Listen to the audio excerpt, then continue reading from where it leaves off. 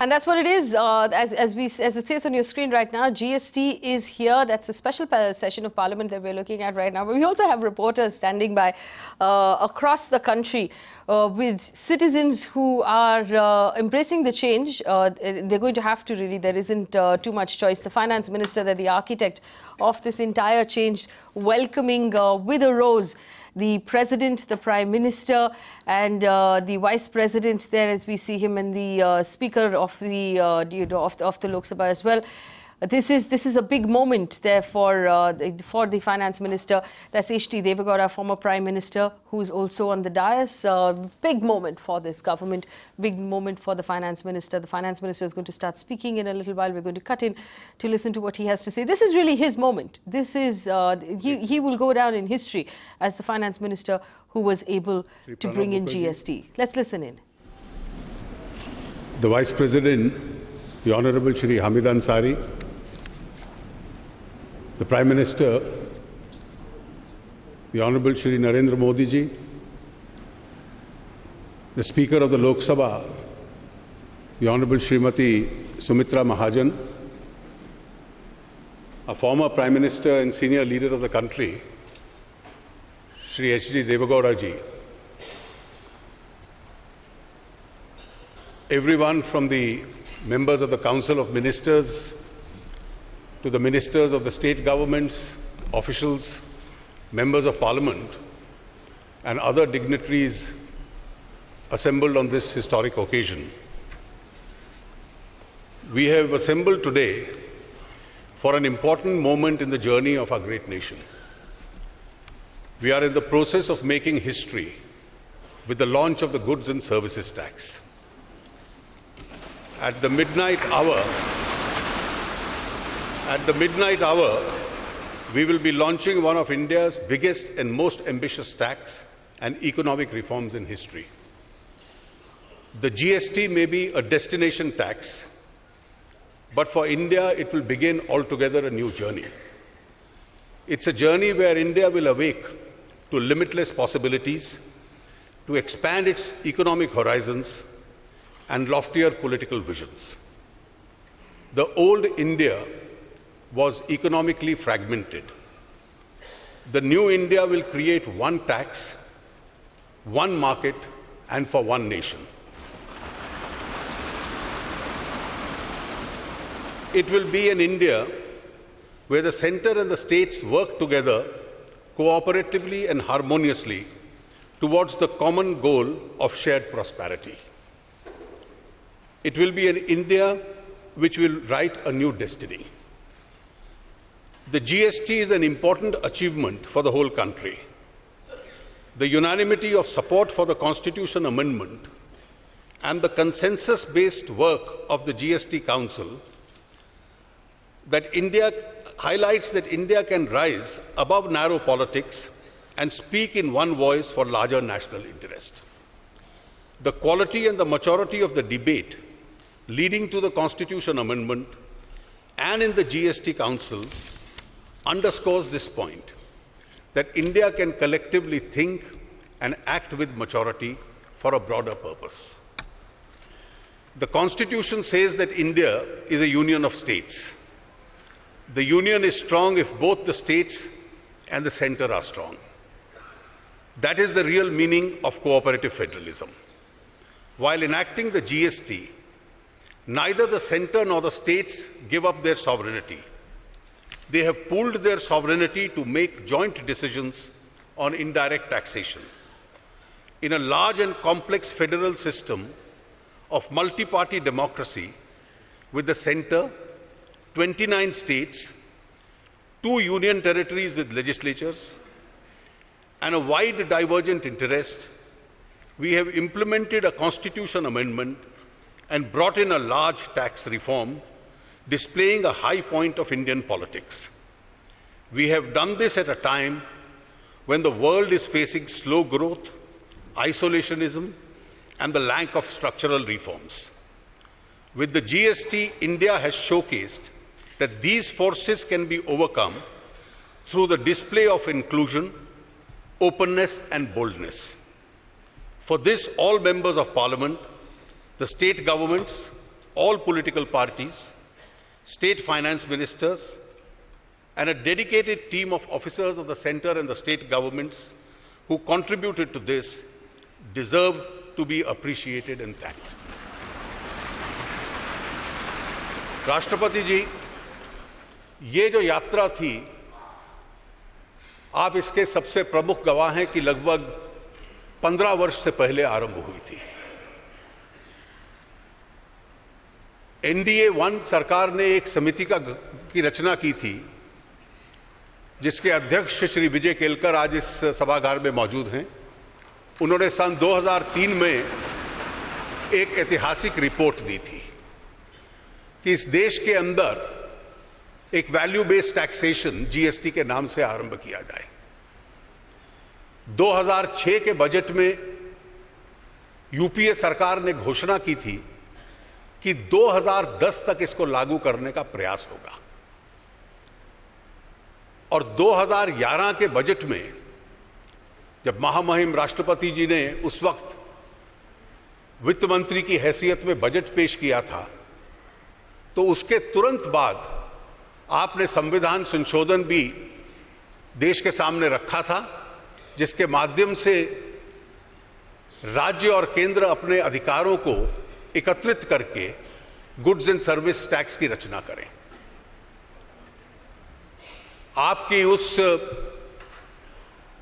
संविधान संशोधन के बाद पार्लियामेंट की स्टैंडिंग कमेटी, उसने बहुत योगदान लायक सुझाव दिए थे। यशवंत सिन्हा जी आज मौजूद हैं इस सभागार में, वो उसके अध्यक्ष थे,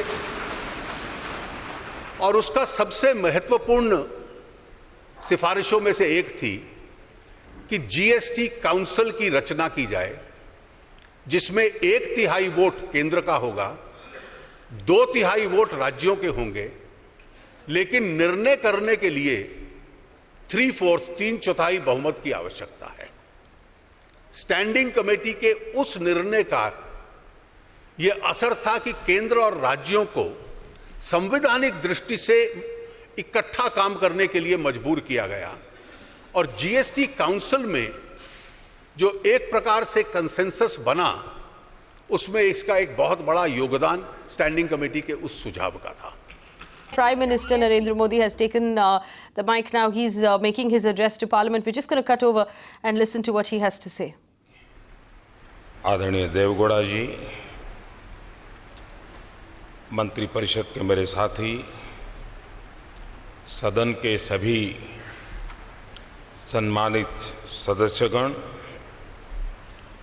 और विविध क्षेत्र से पधारे हुए सभी वरिष्ठ महानुभाव,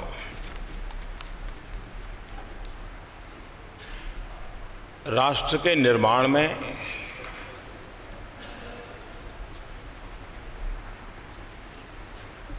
कुछ ऐसे पल आते हैं जिस पल पर हम किसी नए मोड़ पर जाते हैं, नए मुकाम की ओर पहुंचने का प्रयास करते हैं।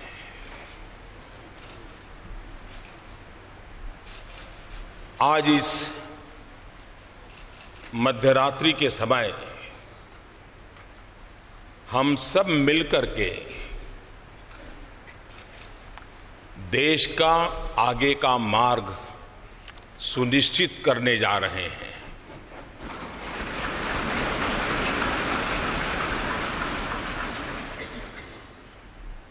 कुछ देर बाद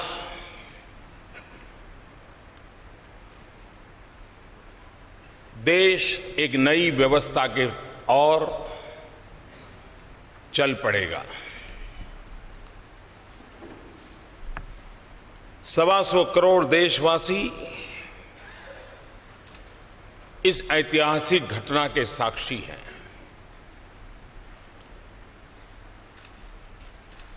GST की ये प्रक्रिया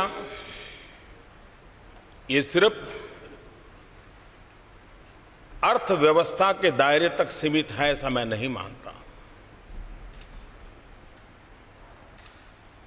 पिछले कई वर्षों से अलग अलग महानुभावों के मार्गदर्शन में, नेतृत्व में अलग अलग टीमों के द्वारा जो प्रक्रियाएं चली हैं, वो एक प्रकार से भारत के लोकतंत्र की, भारत के संघीय ढांचे की, कोऑपरेटिव फेडरलिज्म के हमारे कंसेप्ट की एक बहुत बड़ी मिसाल के रूप में आज ये अवसर हमारा आया है।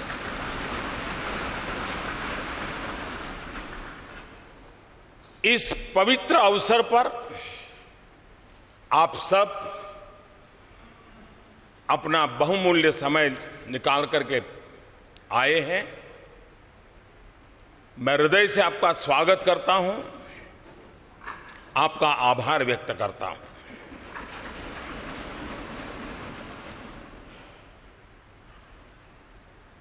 ये जो दिशा हम सब ने निर्धारित की है, जो रास्ता हमने चुना है, जिस व्यवस्था को हमने विकसित किया है, यह किसी एक दल की सिद्धि नहीं है।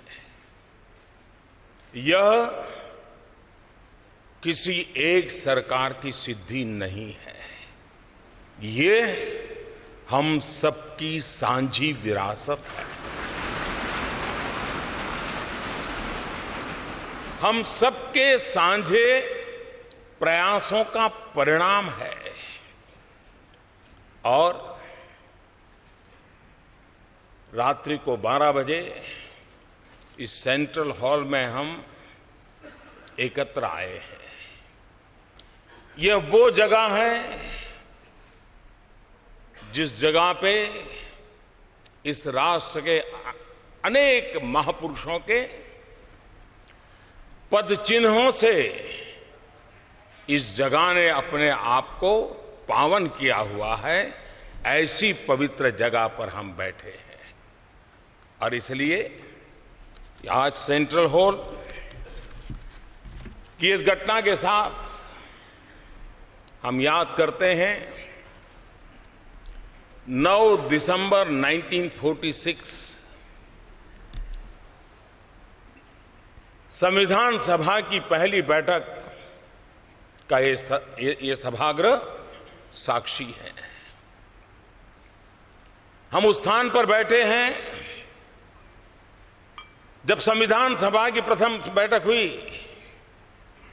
पंडित जवाहरलाल नेहरू, मौलाना अब्दुल कलाम आजाद, सरदार वल्लभ भाई पटेल, बाबा साहब आम्बेडकर, आचार्य कृपलानी, डॉक्टर राजेंद्र बाबू, सरोजिनी नायडू, ये सब महापुरुष पहली कतार में बैठे हुए थे।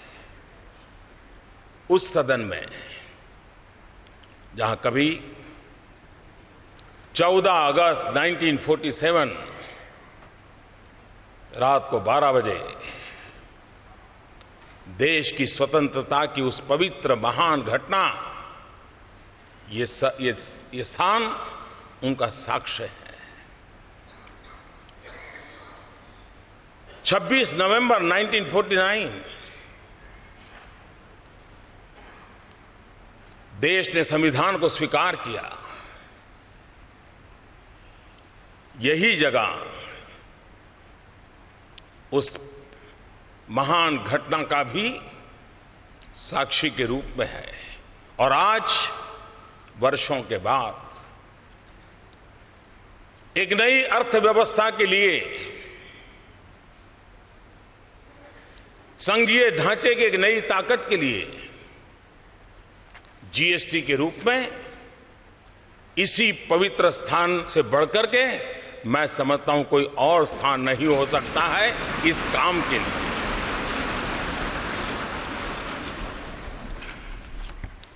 संविधान का मंथन 2 साल 11 महीने और 17 दिन तक चला था। हिंदुस्तान के कोने कोने से विद्वत जन उस बहस में हिस्सा लेते थे, वाद विवाद होते थे, राजी नाराजी होती थी। सब मिलकर के बहस करते थे, रास्ते खोजते थे, कभी इस पार कभी उस पार नहीं जा पाए तो बीच का रास्ता खोज करके चलने का प्रयास करते थे। ठीक उसी तरह ये जीएसटी भी एक लंबी विचार प्रक्रिया का परिणाम है। सभी राज्य समान रूप से केंद्र सरकार उसी की बराबरी में और सालों तक चर्चा की है। संसद में इसके पूर्व के भी सांसदों ने, उसके पूर्व के सांसदों ने लगातार इस पर बहस की है। एक प्रकार से best brains of the country उन्होंने लगातार इस काम को किया है और उसी का परिणाम है कि आज ये जीएसटी को हम साकार रूप में देख सकते हैं।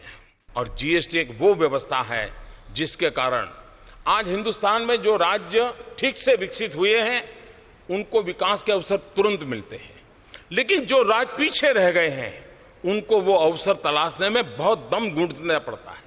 उन राज्यों का कोई दोष नहीं है, प्राकृतिक संपदा से समृद्ध है।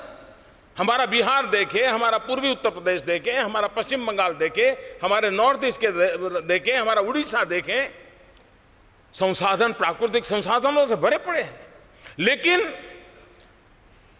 अगर उनको ये व्यवस्था, जब जिस एक कानून की व्यवस्था मिल जाएगी, मैं साफ देख रहा हूं कि हिंदुस्तान का पूर्वी हिस्सा के विकास की में जो कुछ भी कमी रह गई है उसको पूरा करने का सबसे बड़ा अवसर इसे मिलने वाला है।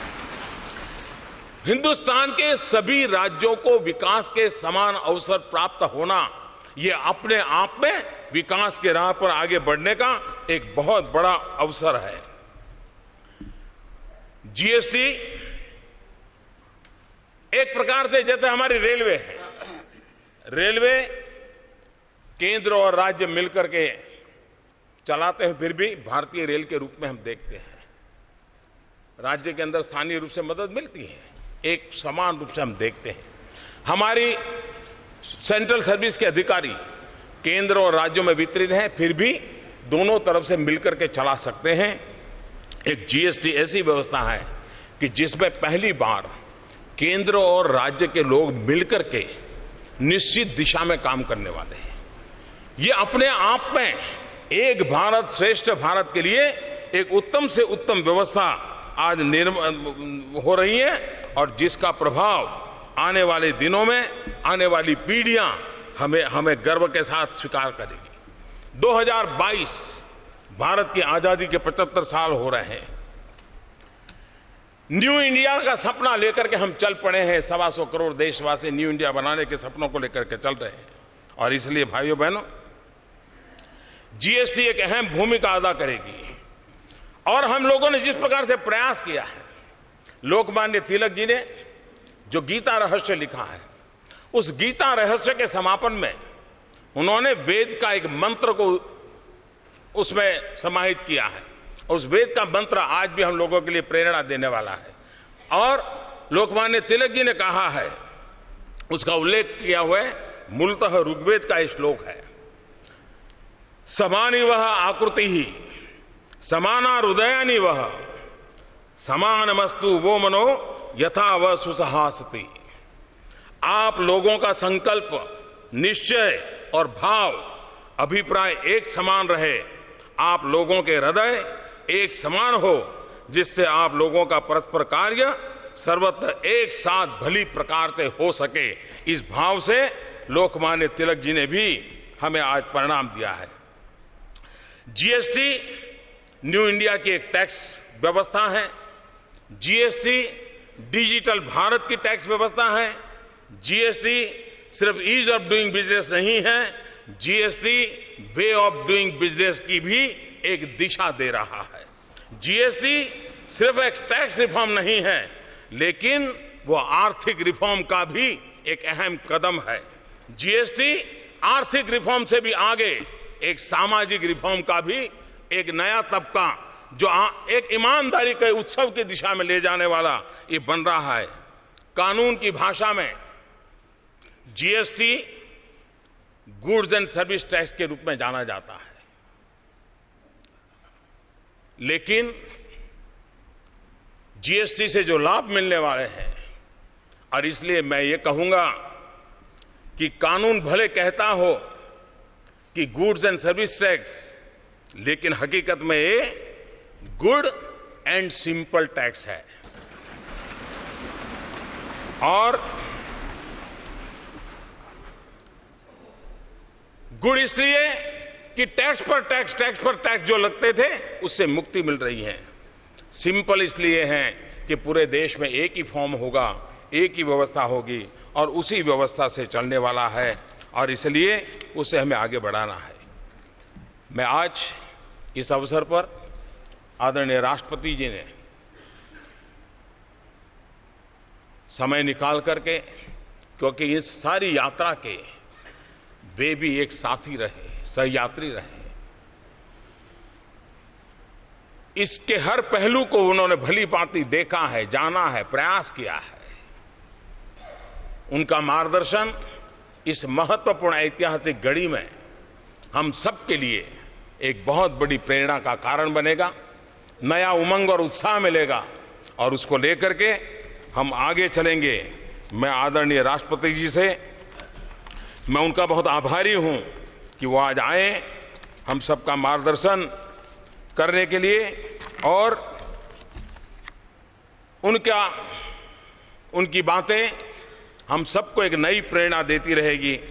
इसी एक भाव के साथ मैं फिर एक बार इस प्रयत्न के साथ जुड़े हुए हर किसी का आभार व्यक्त करते हुए मेरी वाणी को विराम देता हूं और श्रद्धेय राष्ट्रपति जी से आग्रह करता हूं कि वो हमारा मार्गदर्शन करें।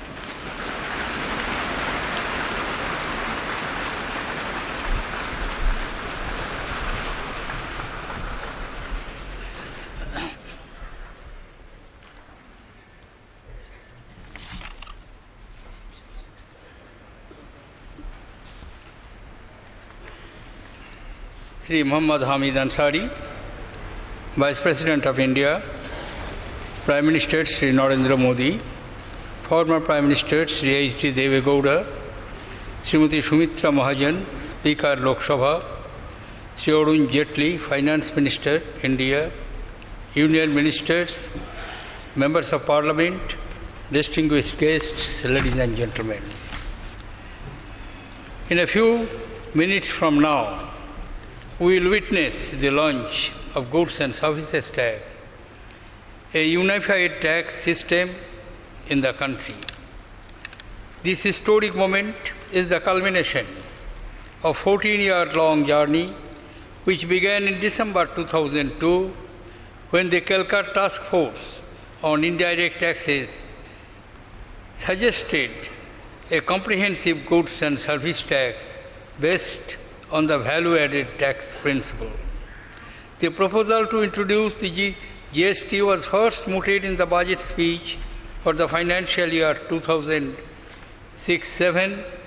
Since the proposal involved restructuring and reform of not only the indirect taxes levied by the centre but also the states, the responsibility of preparing a design and plan of action for the implementation of GST was assigned to the Empowered Committee of State Finance Ministers, which had been formed earlier for the implementation of the value-added tax. The Empowered Committee released the first discussion paper on goods and service tax in November 2009. Friends, ladies and gentlemen, the introduction of GST is a momentous event for the nation. It is also a moment of some satisfaction for me personally, because as Finance Minister, I had introduced the Constitution Amendment Bill on 22nd March 2011. I was closely involved in the design and implementation and the occasion to meet the Empowered Committee of State Finance Ministers formally and informally as many as 16 times. I also met the chief ministers of Gujarat, Bihar, Andhra Pradesh and Maharashtra a number of times, and I have a vivid recollection of those meetings and the various matters that were raised. Given the magnitude of the task, which spans constitutional, legal, economic and administrative spheres, it was not a surprise that there were many contentious issues. Yet, I found both in these meetings and in many interactions with chief ministers, finance ministers and officers of state that most of them had a constructive approach and an underlying commitment to the introduction of GST. I therefore remained confident that GST was a matter of time and it would eventually be implemented.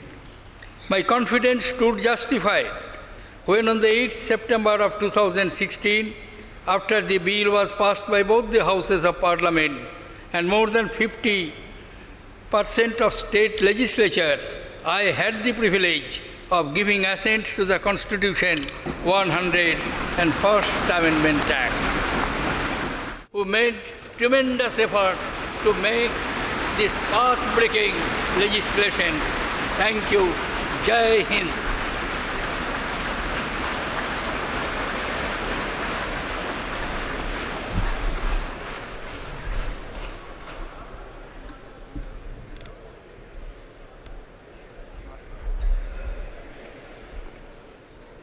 May I request the Honorable Rashtrapati Ji and the Prime Minister and other dignitaries to come up and press the button and officially launch the GST.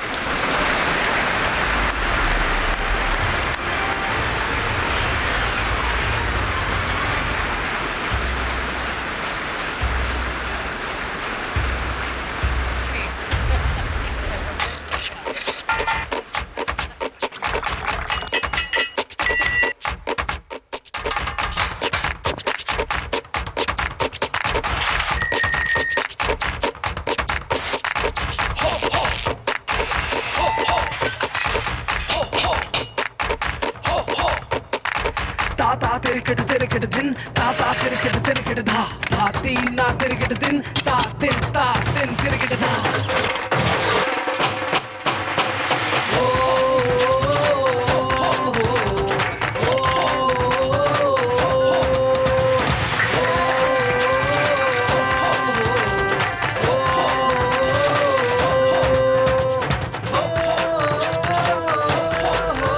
गरीबों का उद्धार, तेज विकास GST से। GST, good and simple tax.